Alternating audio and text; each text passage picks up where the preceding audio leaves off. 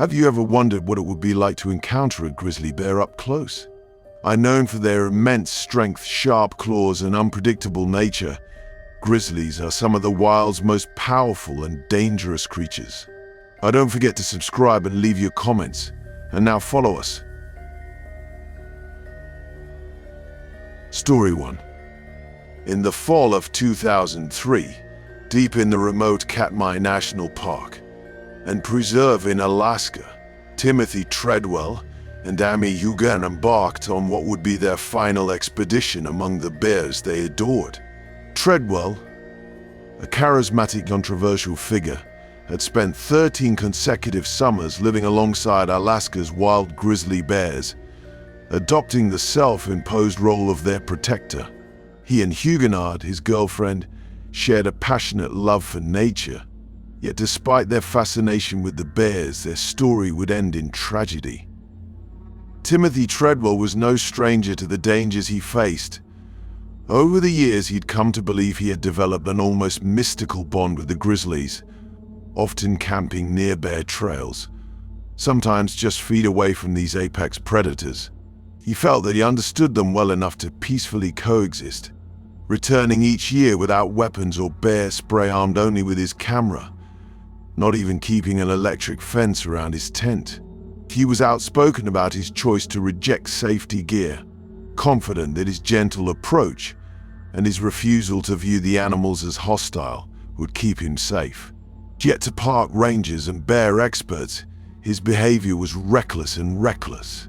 They warned him countless times that even the most experienced individuals couldn't predict the behavior of wild animals, especially grizzly bears.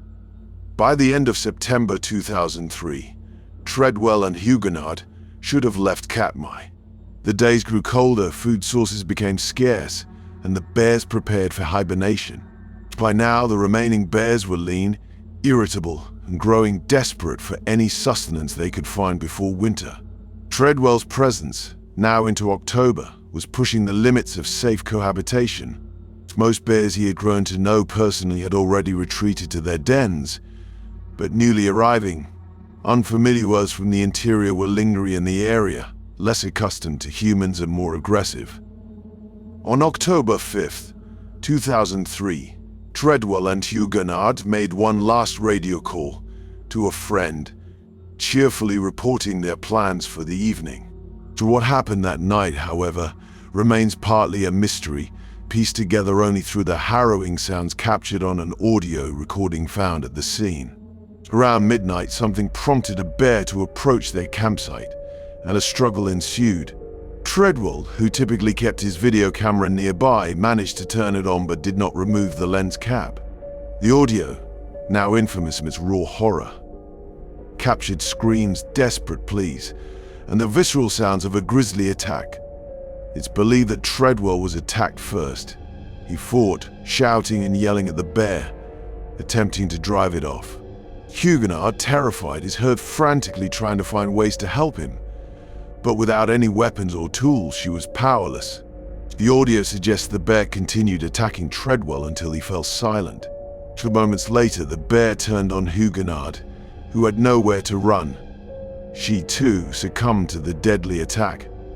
Their bodies were discovered the next day by a pilot who flew in to retrieve them. Instead, he found the campsite eerily quiet, no one in sight. Approaching carefully, he spotted a bear hovering over human remains.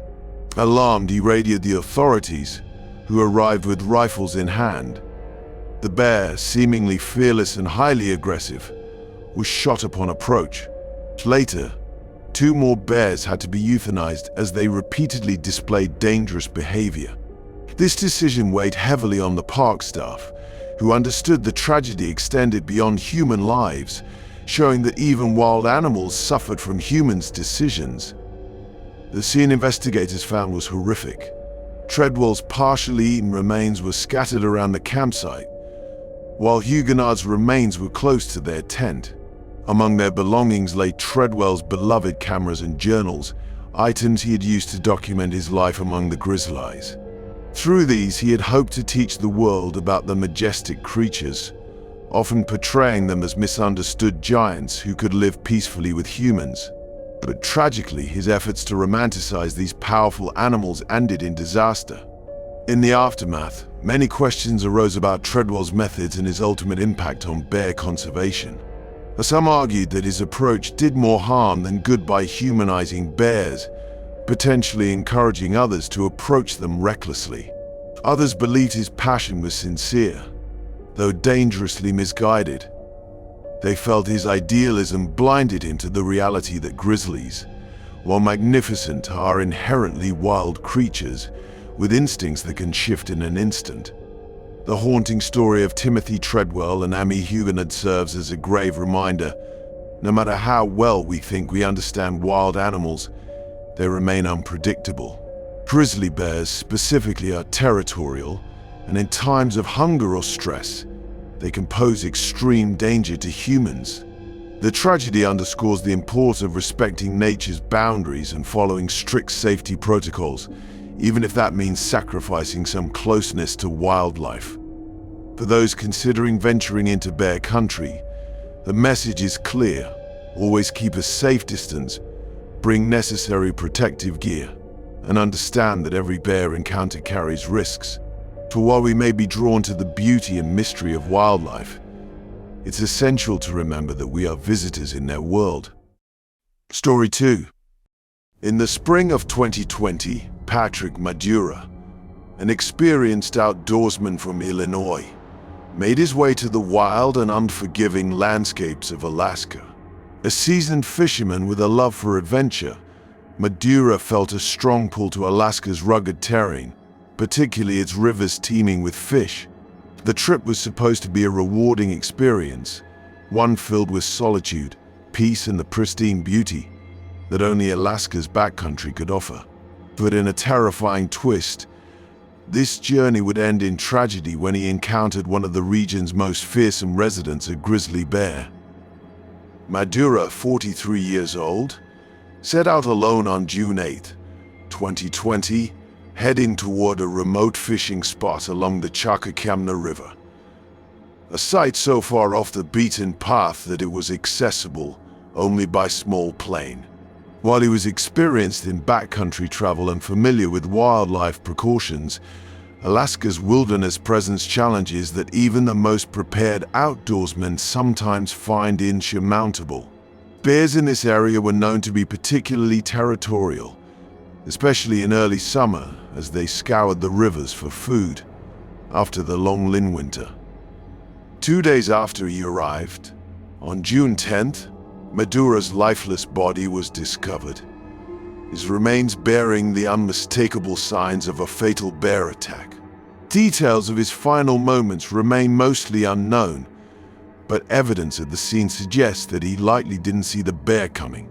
He was near the riverbank, a place where bears often patrol in search of salmon.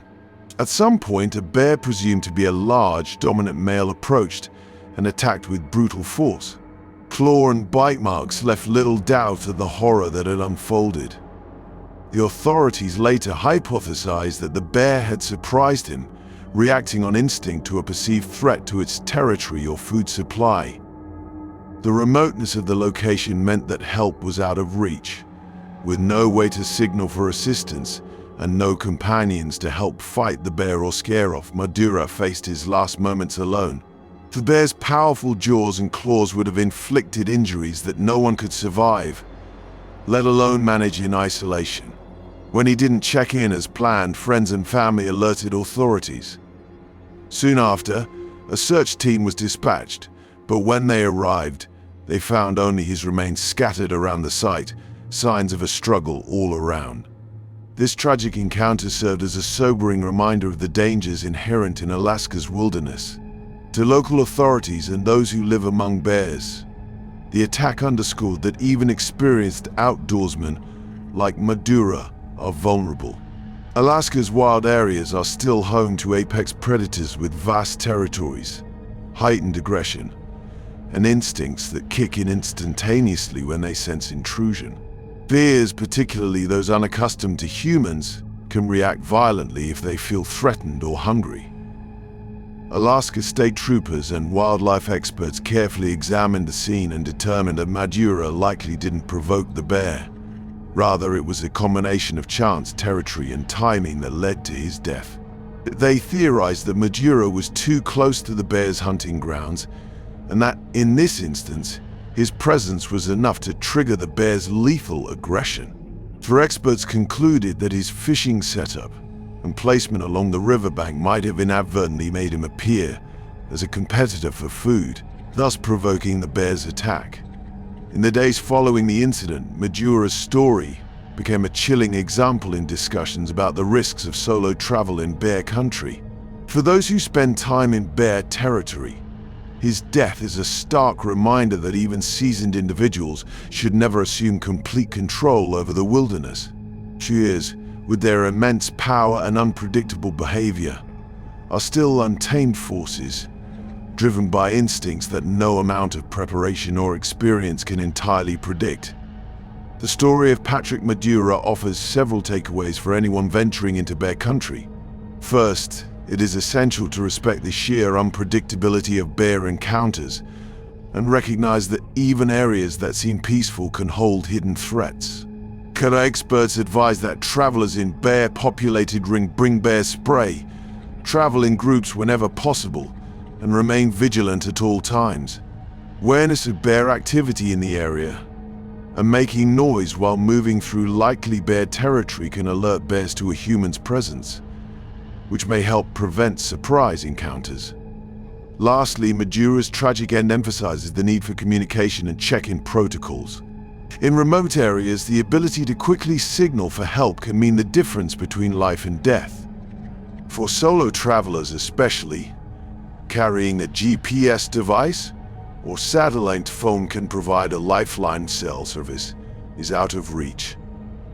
The beauty and isolation of Alaska's wilderness are unparalleled, but they come with risks that must be respected.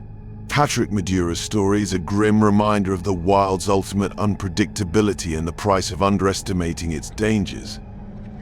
If you found this video helpful, don't forget to subscribe and hit the notification bell to stay updated with our latest videos on wildlife safety and outdoor survival. Stay safe out there, and see you next time.